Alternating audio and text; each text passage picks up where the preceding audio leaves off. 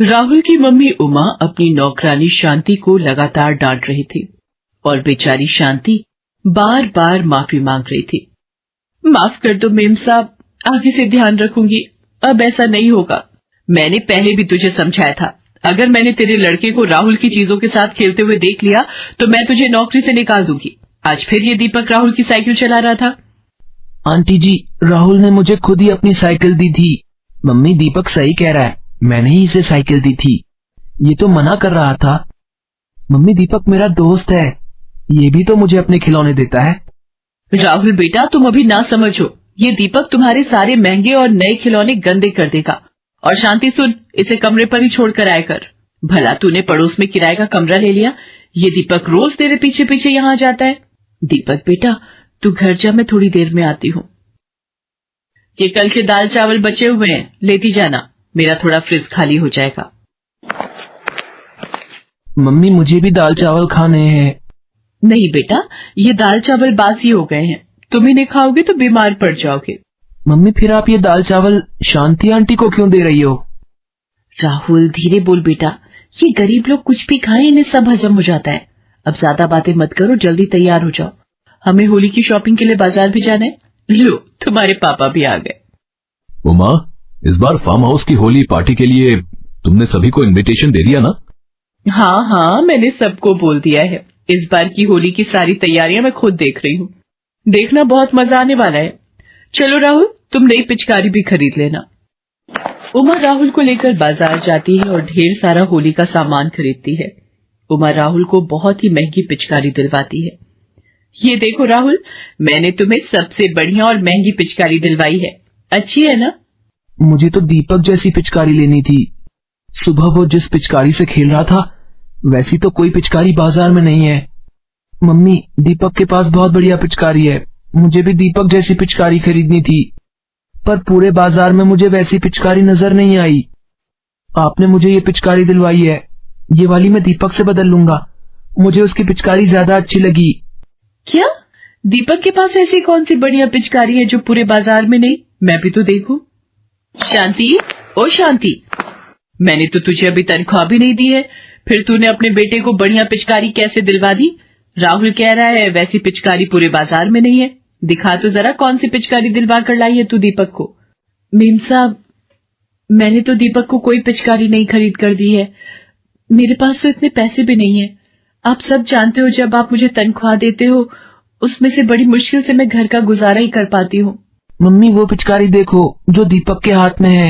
उमा दीपक के हाथों की ओर देखकर चौंक जाती है। दीपक के हाथ में एक प्लास्टिक की बोतल थी जिसमें उसने छेद किए हुए थे।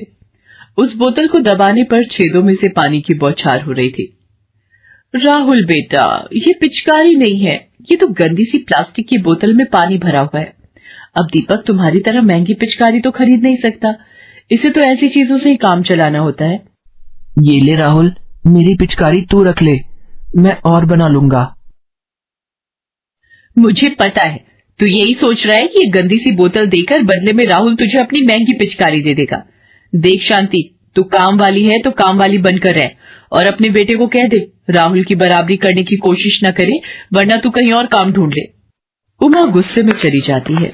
माँ, राहुल की मम्मी मेरे से नफरत क्यों करती है? दीपक बेटा, हम गरीब लोग हैं, हम अमीरों की बराबरी नहीं कर सकते। राहुल अगर तुझे खेलने के लिए बुलाए तो मना कर देना। बेटा, अगर ये नौकरी चली गई तो दूसरी नौकरी मिलना मुश्किल है। तेरे बाबा के जाने के बाद ये नौकरी ही मेरा सहारा है। दीपक उदास हो जाता है। उधर उमा फार्म हाउस में होली पार्टी के लिए गाड़ी में सामान रख रही थी। मम्मी, हम दीपक को भी अपने साथ ले चले? नहीं बेटा, हम दीपक को अपने साथ नहीं ले जा सकते। वैसे ले भी जाए तो कोई हर्ज नहीं है, शांति अगर साथ होगी तो तुम्हारे काम में हाथ बटा देगी। ठीक है, मैं शांति को साथ चलने के लिए बोल देती हूँ। उमा होली पार्टी के लिए शांति को भी अपने साथ ले जाती है। वहां जाकर शांति काम में लग जाती है।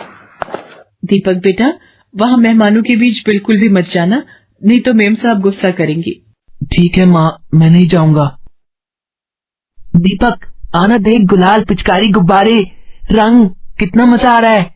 नहीं नहीं, माँ ने मुझे मना किया है, अगर मैंने तुम्हारे साथ होली खेली तो माँ को डांट पड़ेगी। ठीक है, फिर मैं अपने फ्रेंड्स के साथ जाकर होली खेलता हूँ। राहुल पार्टी में आए अपने दोस्तों के साथ होली खेलने लगता है। दीपक दूर खड़ा सब कुछ देख रहा था।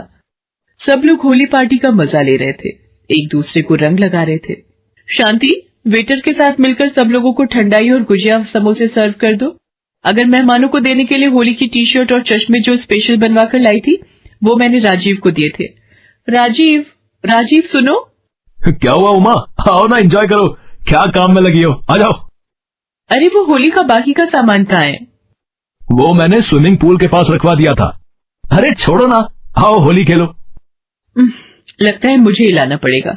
अब होली खेलते हुए मेहमानों को नहीं दिया तो फायदा क्या? ये ड्राइवर भी नजर नहीं आ रहा। शांति भी मेहमानों को खाना पानी दे रही है। ओ दीपक, इधर आ, जरा मेरे साथ स्विमिंग पूल तक चल। उमा दीपक को अपने साथ स्विमिंग पूल के पास सामान उठवाने ले जाती है। एक काम कर, ये सारे पैकेट और डिब्बे एक साथ उठा ले। आंटी ये बहुत भारी है, थोड़ा थोड़ा ले जाऊं? नहीं, मेरे पास इतना समय नहीं है। और तेरी माँ को तनख्वाह किस बात की मिलती है? काम करवाने की ना। ये ले उठा। अरे हाथ देखो, जैसे बिल्कुल जान ही ना हो। दीपक के लिए उस सामान का वजन भारी था। वो सामान को सिर पर रखकर जैसे ही 2 कदम आगे बढ़ा, सामान सिर से नीचे गिर गया। हे भगवान, कितने डिब्बे पूल में गिरा दिए। बिल्कुल बेकार बच्चा है। एक काम बोला वो भी ठीक से नहीं हुआ। रुक, तुझे भी बताती हूँ। आह, बचाओ बचाओ, कोई बचाओ। आंटी पानी में गिर गई, अब क्या करूं? ये तो डूब जाएगी। बचाओ कोई। आंटी आप घबराओ नहीं, मैं कुछ करता हूँ। यहाँ तो कोई दिखाई नहीं दे रहा, सब पार्टी की तरफ है। क्या करूं? तभी दीपक को स्विमिंग पूल के पास एक रस्सी पड़ी दिखाई देती है। वो उस रस्सी को एक खंभे से बांध देता है। आंटी ये रस्सी पकड़ लो, मैं आपको खींचता हूँ। अरे ये कौन डूब रहा है? अब रुको बेटा, मैं आ रहा हूँ। दीपक उमा को रस्सी से खींचने की कोशिश कर रहा था।